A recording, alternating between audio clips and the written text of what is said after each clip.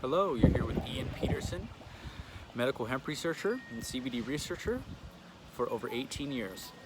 And I'm here to talk to you a little bit today about our CBD research and working with the equine community, horse community, and the hoofed animal community. You may know my research from Equine Wellness Magazine. You may also know my research from Natural Horse Magazine, or you may have found me in Dogs Naturally Magazine, or know our research from Out of Africa Wildlife Park. We've worked on and with many rare and exotic animals, including a rare white Bengal tiger, an African lion, Watusis, llamas, and many other hoofed animals, including donkeys. Our work in extended research has worked in the farrier community, as well as in support of the horse racing community. We have been working for many years on this research now. Specifically, our initial research with the equine community started about 4 years ago, where we had the opportunity to work with a horse by the name of Maggie. And it's going to bring up our discussion today, where we're going to be talking about Cushing specifically. Now, Cushing's, as you all know, is a thyroid issue. Now, that's a pituitary gland issue, regularly known as PPID, pituitary pars intermedia dysfunction.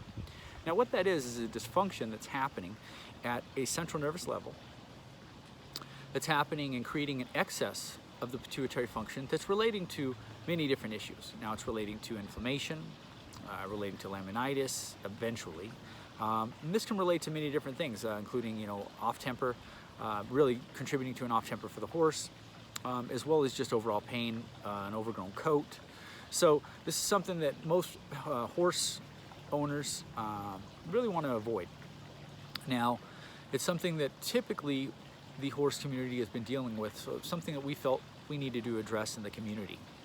Now, with our research specifically in working with the pituitary gland and supporting the pituitary gland, and specifically with Maggie, what we realized is through our research is that in supporting the endocannabinoid system, which is the central nervous system's governor, it gives us the ability to proactively self-regulate, or give the horse the ability, or whoever's taking it, the ability to self-regulate. Now, this is entirely key, because what we want to do is we would like to give the horse the abilities to naturally support itself.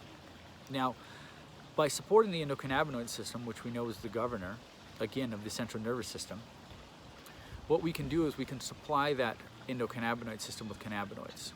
Now, we've realized through our research, and through research with literally thousands and thousands of people, horses, animals, rare and exotic animals, is that by simply supplying the endocannabinoid system, which is the governor for the central nervous system, we're able to supply much needed beneficial proteins that essentially are converted through the endocannabinoid system by taking in these cannabinoids. So again, by taking in these cannabinoids, these phyto-rich cannabinoids specifically from these hemp-derived plants, it gives our body the ability, and of course our horse's body the ability, to convert these key cannabinoids into these key proteins.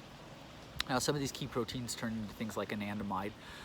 What they do is they essentially support brain function, which when we're talking about the pituitary gland and other specific functions of the body in organ function, we're talking about different cardiovascular function, which speaks to the receiving communication that your horse would be specifically having with inflammation. So that means if your horse has inflammation, it's sending and receiving those signals through the endocannabinoid system, and those pain signals back and forth through these cannabinoid receptors. Now, we have these cannabinoid receptors located through our body, and by simply supplying our endocannabinoid system with these cannabinoids, it's able to support these areas of need through supplying these areas and these receptor areas. Well, what these receptors can do with these cannabinoids is they can send and receive, through support of these proteins, they can send and receive these signals. And this is key, because if you picture the body or your horse's body and having, let's say, multiple cell phone tower locations throughout the body that send and receive signals throughout the cardiovascular, as well as the interior organs and brain, what it's going to do is you're going to see that there's a picture of signals that are being sent that in some cases are being broken up, or in the case of the pituitary gland, there's an excessive amount of these signals being sent. So what we want to do simply is supply the pituitary gland and supply our central nervous system through our endocannabinoid system with these beneficial cannabinoids. Now, as these beneficial cannabinoids simply is just beneficial proteins that are derived from hemp plant, go on into your horse's body to support the central nervous level functions, we start to see these disparities lowered, regulated, or changed. So in the case of an excess of output for the pituitary gland, what we ultimately see is a regulation of the excess of output. And I think that's key to understand. This happens with pain signals as well and inflammation, because what we see with the signals is that the signals that are being sent in the brain synapses that are being sent from, say, CB1 in the brain to the CB2 receptors in the cardiovascular system are being calmed because they're being supported. Now, the central nervous system is being calmed because the endocannabinoid system is receiving what it needs to relieve the confusion or the disparity, in this case, that is happening. So this both speaks to two different things. It not only regulates the communication of the central nervous level in the pituitary gland, reducing potentially the excess, is what we've seen, but it also reduces those pain signals and those inflammatory signals that are being sent through those receptors, because this is really how our signals are being sent throughout our body, through these cannabinoid receptors. These are really the messaging centers throughout our body.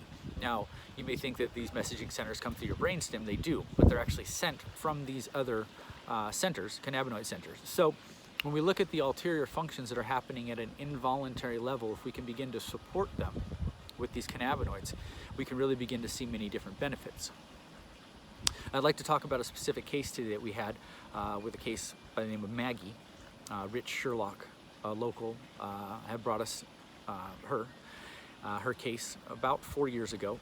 And we started working with Maggie, and what we saw immediately is that she had this excess of the pituitary output, excuse me. And what was happening is she had really bad inflammation, her nerve intertemporal was off, and she just wasn't able to regulate any of these levels herself. And she was lethargic and tired, and these are basically the things that happen when you have an overactive pituitary gland or a thyroid that isn't functioning correctly. This also happens in many women as well, but particularly in the horse community. And so with that being said, by simply supporting Maggie's endocannabinoid system with these cannabinoids, what it was able to do was give her the ability in her body, the ability to self-regulate some of these disparities that she was having at the central nervous level, and in this case with the pituitary gland output. And what it ultimately did is regulated the thyroid and regulated some of these blood markers, of which we see in different blood disorders specifically. So after working with Maggie for a period of about a year, we saw an amazing turnaround with her. And you know, Maggie was an old mare, but it really completely turned around her life, her quality of life, and gave her the ability to live an extra few years.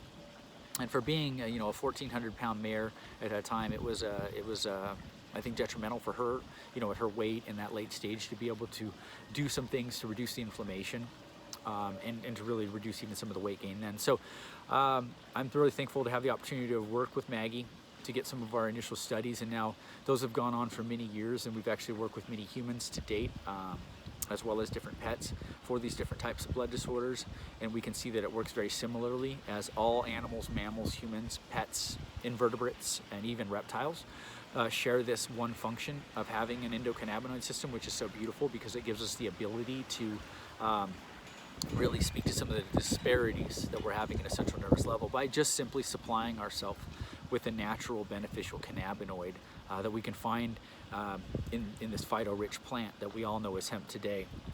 And so again, sourcing this phyto-rich cannabinoids from hemp-derived CBD has been a complete game changer in the community. It's something that is still new and is being adopted through our experimental research that we have been doing, and we're thankful for the equine community for working with us. Again, I would like to thank publications like Equine Wellness and Natural Horse Magazine for working with us, and I'd also like to thank veterinarius.com.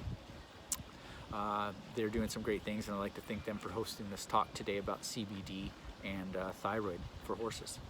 Thank you so much.